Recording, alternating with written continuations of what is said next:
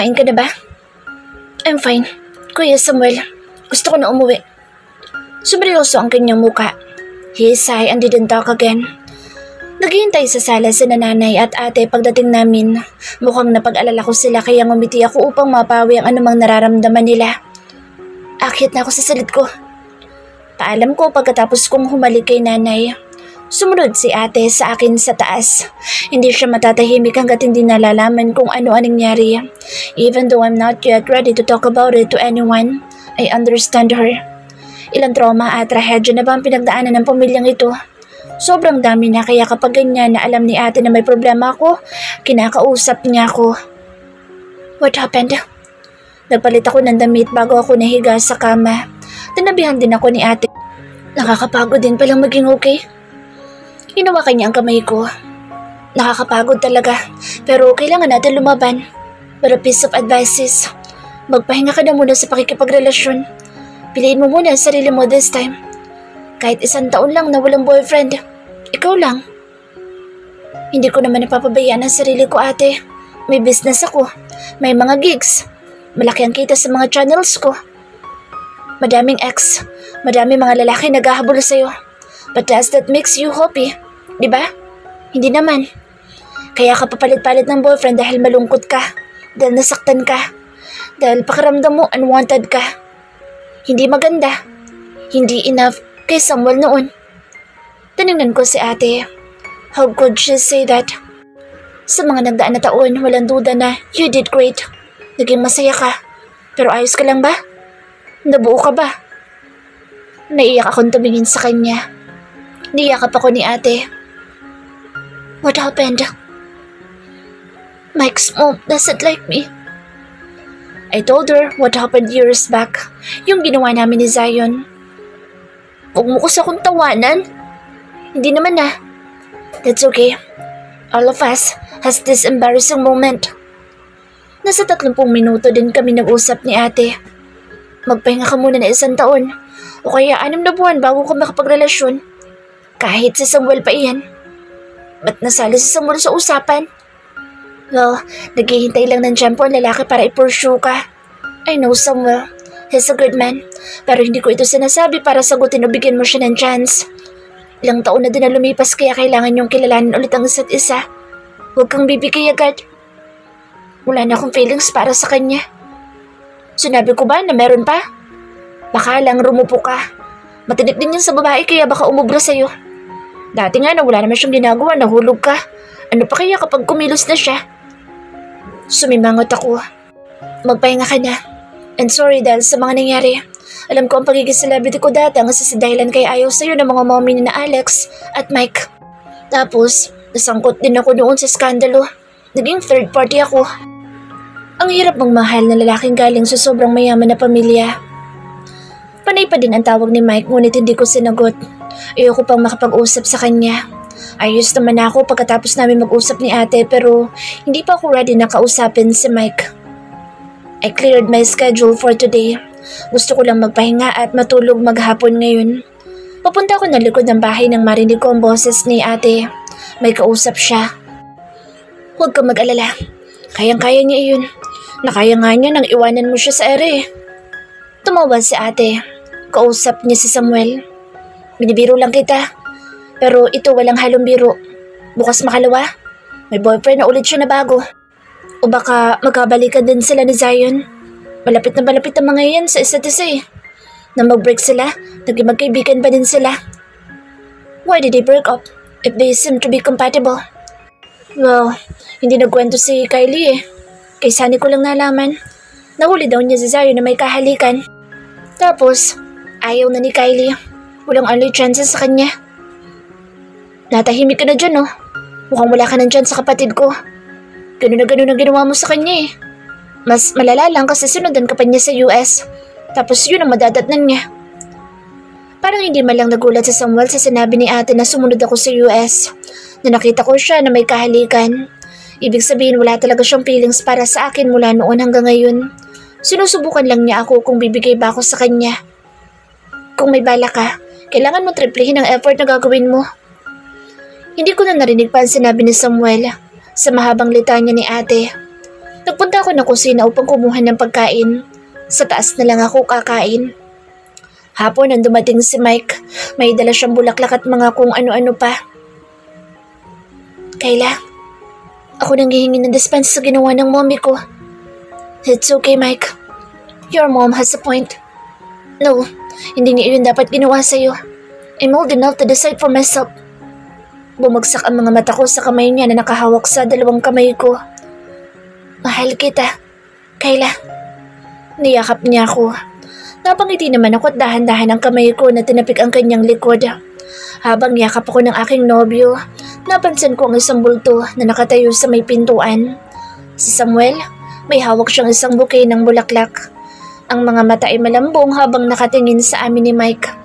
Hindi ko alam kung para kanino ang bulaklak na hawak niya at kung bakit ganoon na lang ang lungkot na nakikita ko sa kanyang mukha.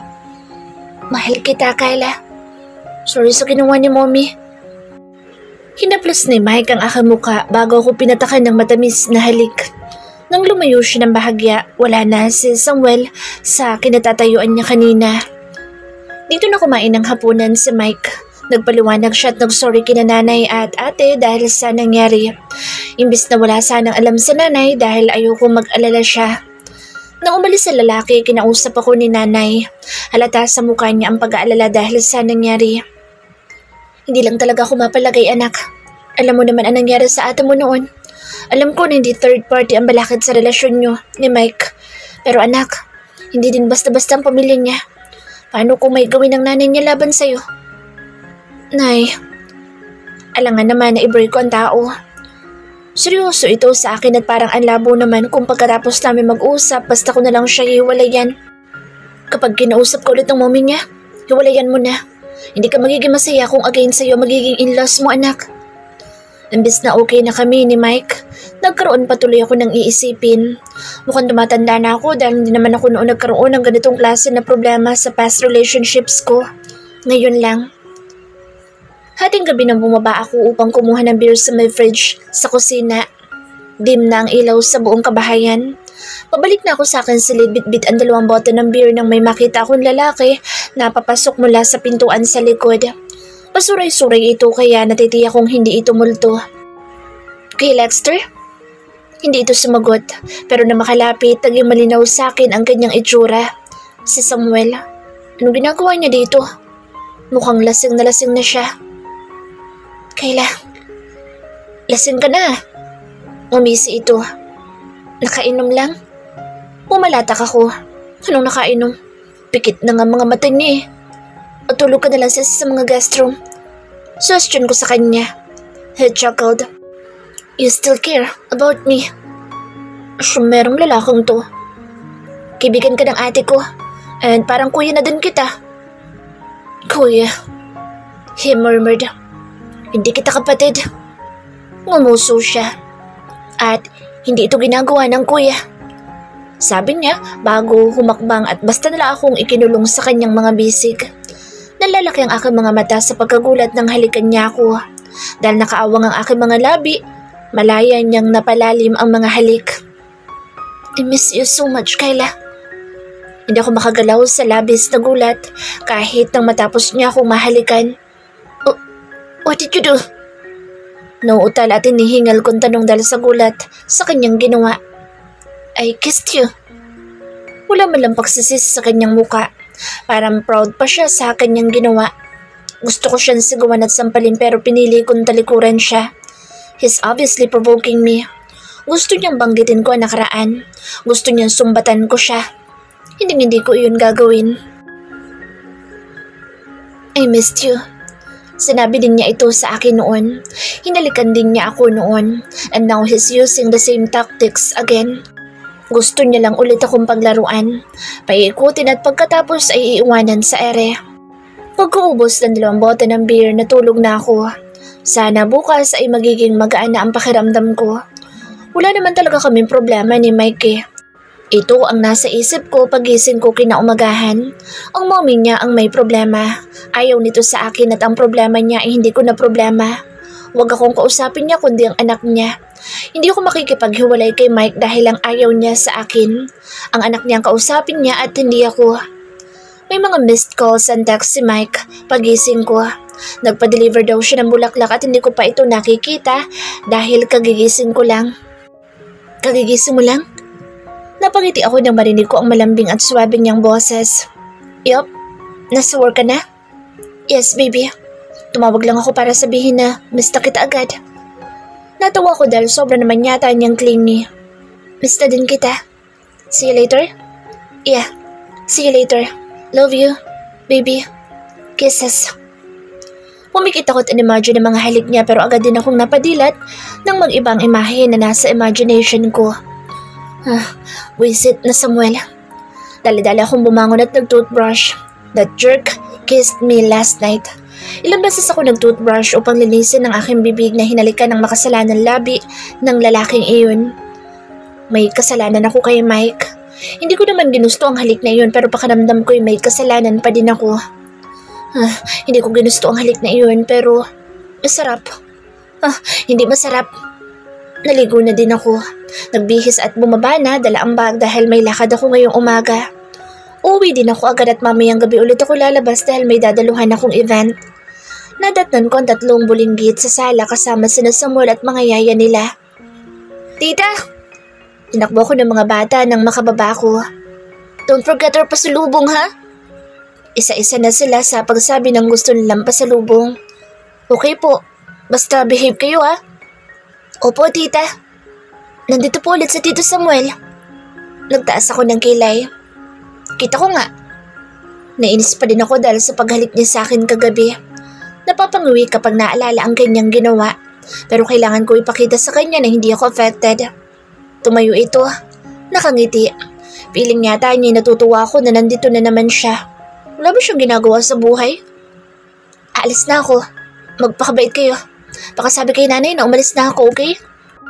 May mga pahabol pa ulit sila mga bilin bago ako malis ng bahay.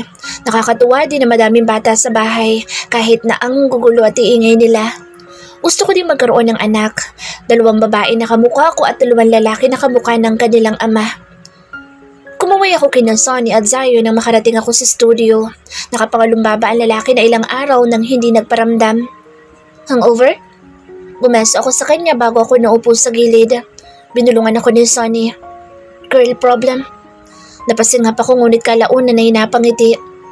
Wow, ipakilala mo naman kami. Congrats. Kandahaba ang kanyang uso. Kilala ba namin? Dahil hindi sumasagot ang lalaki, binalingan ko si Sonny. Sino? Ayaw nga magkwento eh. Ang daya naman. Pero okay yan. We're happy for you kahit mukhang hindi ka masaya. Tinignan ako ng lalaki. Masaya sana kung ikaw yun. Hindi pa din ba siya nakaka-move on? Nakailang boyfriend na nga ako. Hindi talaga tayo ang para sa isa't isa. Ano nangyari? Di ba dapat masaya ka dahil in love ka? Sino may sabi na in love ako? So ano nangyari? Malabo namang naka-fixed marriage siya dahil napaka-cool ng kanyang parents, lalo na ng kanyang mommy. One night stand ba ang nangyari? Nabuntis niya? Oh my, nakakalungkot nga kapag ganoon. Pero pwede naman niyang sustentuhan na lang ang bata. Yun nga lang, masisira ang career niya kapag nalaman ng kanyang fans ito. Pero nandiyan na eh. Hindi naman kasalanan ng bata kung bakit siya nabuo. Kasalanan ng mga magulang niya na hindi nagkontrol. Ayos lang yan. Practice na tayo. We record a video. Nagpractice na din kami para sa isang event sa susunod na linggo. Matagal na ang huli naming collaboration at madami ang nagre-request na gumawa ulit kami ng video. Malaki din ang kinita namin last video namin na 3. Sana mas malaki pa this time. Zion, ninang kami, okay? Natawa ko nang itaas niya ang kanyang panggit ng daliri. No thanks. Dumaan muna ako ng mall para bilhan ng pasalubong ang mga bata.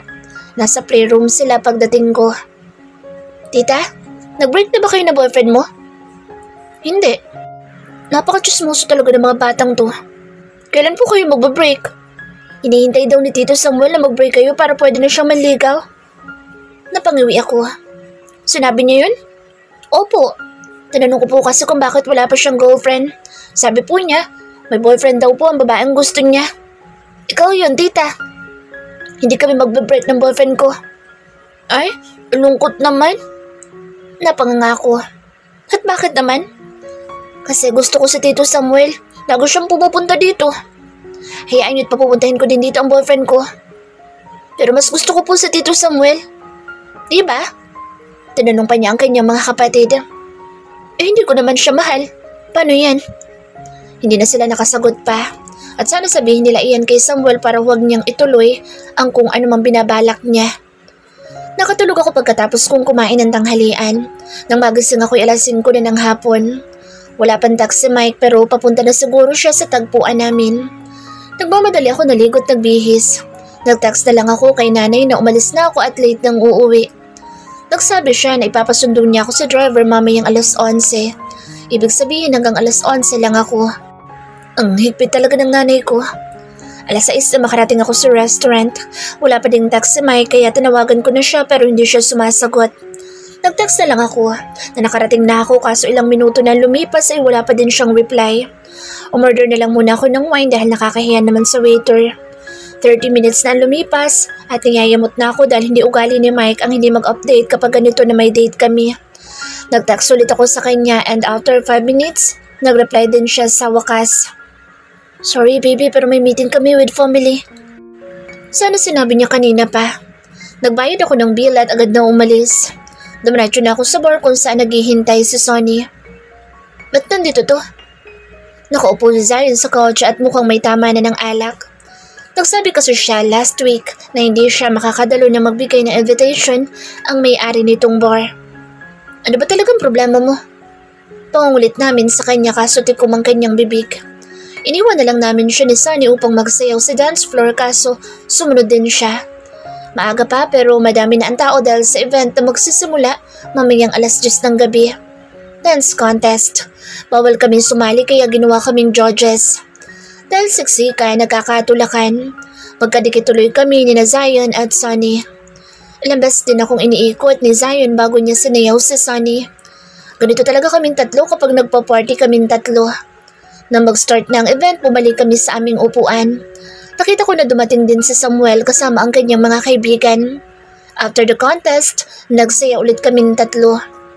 May tama na kami ng alak at si Zion naman ay lasing na. Nag-text na si Sonny sa kanilang driver upang puntahan ang lalaki dahil maya-maya pa'y uuwi na kami. Lasing na lasing ang lalaki at halos hindi na nito alam ang ginagawa. Nangahalik na ito. Iiwanan ka namin, umayos ka. Saway ko dito. Nagpatulong kami sa bouncer na ilabas siya dahil dumating na daw ang kanyang driver. Nang makasakay sa sasakyan, nagpasya kami ni Sonny na umuwi na din. Paggising ko, una kong inopen ang message ni Sonny. May sinend siyang link. It was an article. It's about Zion. Ayon sa caption, may dinedate daw siyang isang sikat na artista. Ang ganda ng actress at madami na din itong achievements sa kanyang career. Ang sabi, mabait daw ito. Panalo na si Zion dito pero bakit parang ang lungkot niya? Sunod kong inopen ang bagong link na ipinasa ng aking kaibigan na ikinasira ng aking araw. It was me and Zion last night. Yung paghalik niya sa aking pisngi pero dahil sa anggulo, aakalain na sa labi niya ako hinalikan.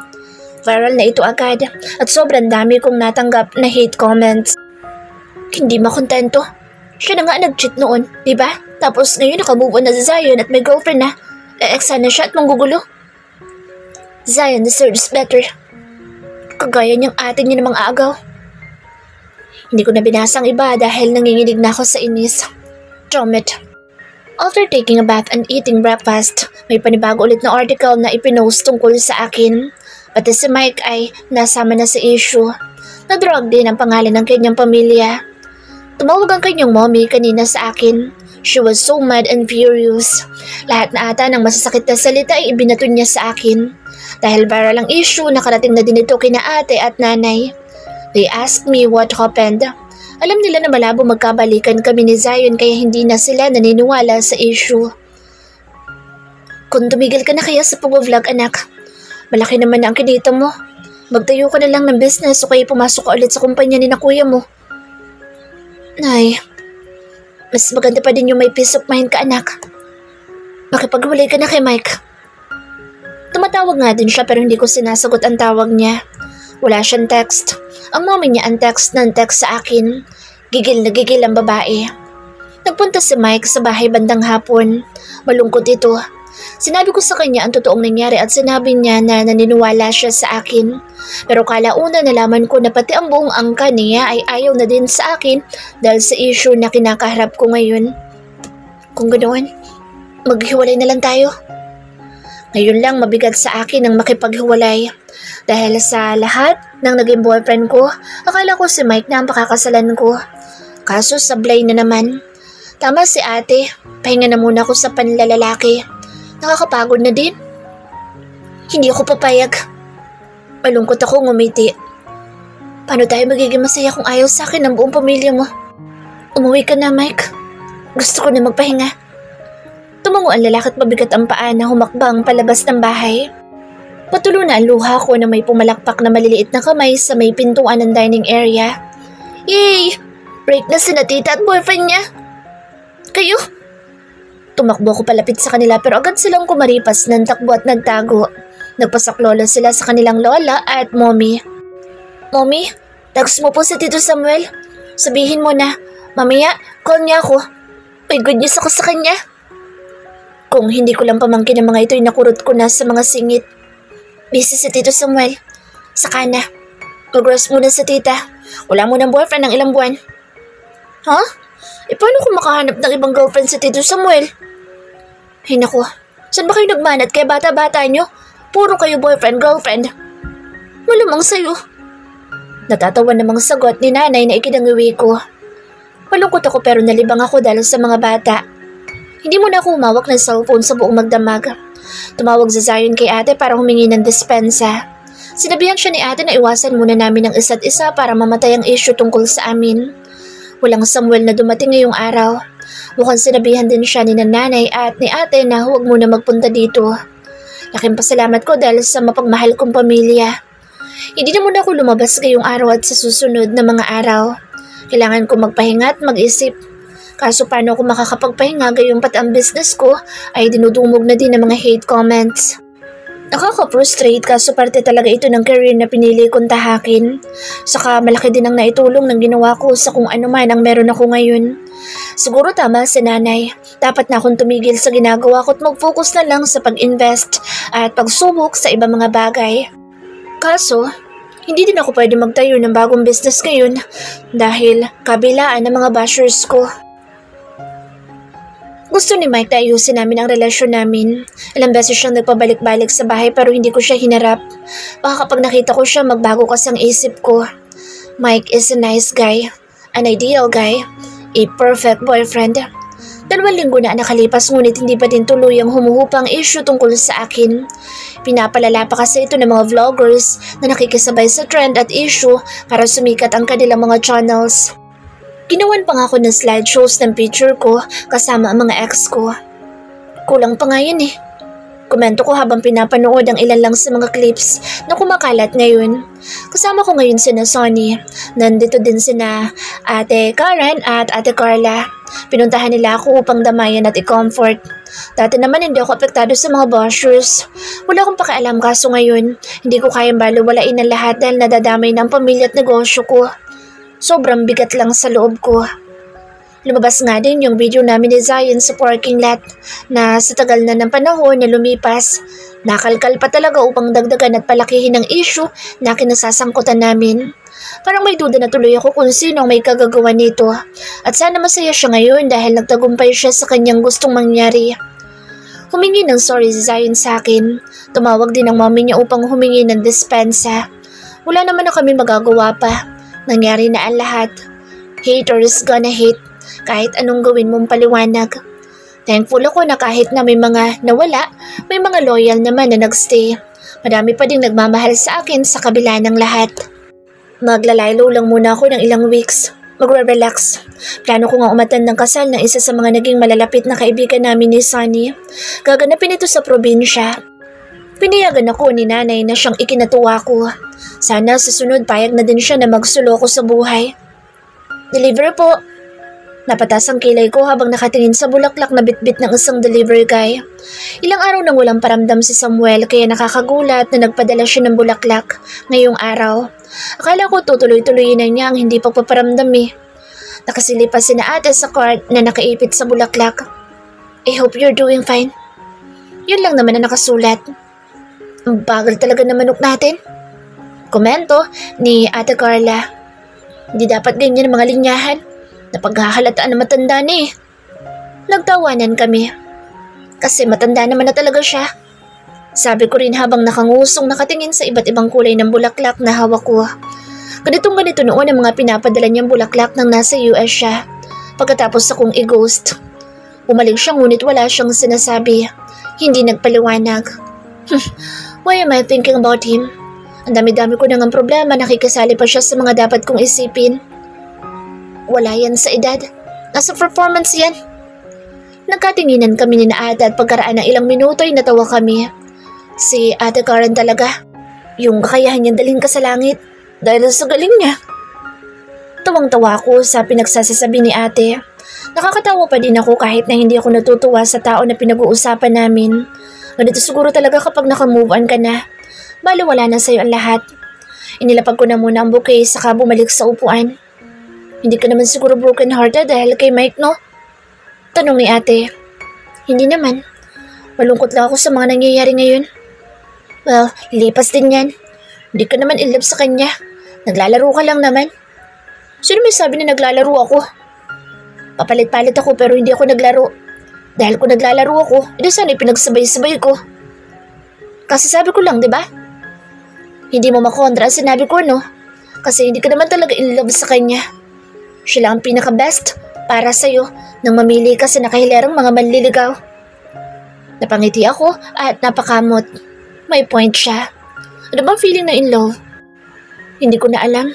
Hindi ko nga din batid kung love ba noon ang nararamdaman ko kay Samuel o infatuation lang. Ang bata ko pa kasi noon ang magkagusto ako sa kanya. They say that it was like you got hit by lightning when you fall in love. Ano bang feeling ng ganun? Umismid sa Ate Karen. Anong hit by lightning? Para lang yan sa mga hopeless romantic. Napakalayo niya sa reality. Hit by a jumbo hotdog, pwede pa. Hindi ako makarelate. Natatawa ko sa Ada. Wala pa kasi ako experience. Plano ko noon na ibigay kay Samuel ang aking V-card kaso ayaw naman niya. Mabuti na lang pala at walang nangyari sa amin noon dahil i-ghost lang naman pala niya ako. Then there's Zion. Sinabi ko pa noon sa kanya na sa gabi ng graduation namin ibibigay ko. Kaso niloko din ako. Sa gaslaw kong ito, sino mag-aakala na virgin pa ako? Sa mga mata ng mga haters, isa akong pokpok at pakangkang na napakalayo sa katotohanan. Pagdating ng hapon, sunundo na si Ate Karen ang kanyang asawa at si Ate Carla naman ay umuwi na din sa kanyang kondo. Ganoon din si Sunny. Wala na akong kausap. Ang mga bata ay busy nang makipaglaro sa kanilang mga lolo. Nakaka-boring na. Gusto ko sanang magpa-party kaso bawal akong lumabas. Si Sunny ay hindi na din daw muna magpa-party-party para fair daw. Habang kumakain kami ng dinner may dumating na bouquet ng bulaklak galing kay Mike. Walang note ngunit nag-text siya sa akin na malanobela. Hindi siya makapunta dahil sa sobrang busy niya daw. Pero duda ako. Kinokontrol siya ng kanyang pamilya. Once again, the Kyla who seemed so great felt unwanted and unattractive. Bakit pa ayaw nila sa akin? At bakit ba lagi na lang akong nami-misunderstood? Umakyat ako sa aking silid pagkatapos kumain. Hindi ako makatulog. Kaya na may mag-text na number at magpakilala na si Samuel, nareplyan ko. What are you doing? Nag-isip muna ako bago mag-reply. Masturbating. Natawa ako dahil ang tagal bago siya nag-reply. Hindi gaya kanina na segundo lang may reply na siya agad. Kumain ka na? Walang kwentang ka-chat. Yeah? Kumakain ako ng hotdog. What the hell? Kylie! Parang mas masaya kung katawagan ko pala sana siya. Dinadial ko na ang kanyang numero nang maalala ko na hindi pala kami okay. Huwag na lang. Hindi kami bati. Kaya bakit ko naman siya tatawagan? At bakit ako nagre-reply sa kanya? Ibinaba ko ang aking cellphone sa tabi ko. Kaso hindi pa ako inaantok. Nabuburyong ako. Bakit ayaw mo bang kinakain ng hotdog mo? Tuwang-tawa ko dahil 5 minuto na lumipas pero wala pa din siyang reply. Ano kayang ginagawa niya? Na-turn up ba siya sa text ko? I can't believe you. Yalanta ang reply niya na mukhang pinag-isipan pa niya na ilang minuto. Did I made you hurt, Daddy? Humagik-hik ako. Tom! Napakagatlabi ako nang mabasa ko ang text niya. Para bang dinig ko ang pagmumura niya. At bakit parang ang sarap? Napangiwi ako. Kylie, you're supposed to tease him and not the other way around. Ang boring mong kausap. May na nga. You have no idea what you're doing to me right now. Nagsugat na ata ang kagat kong labi sa kapipigil na mapahagikik. Masturbate with me. Huling reply ko bago ko na ibato ang aking cellphone sa kagagahin ko. Ano bang pinagsasabit pinagagagawa ko? Bumangon ako upang pulutin ang phone ko kaso naibato ko din ito agad nang makita na tumatawag na si Samuel. Hala, lagot.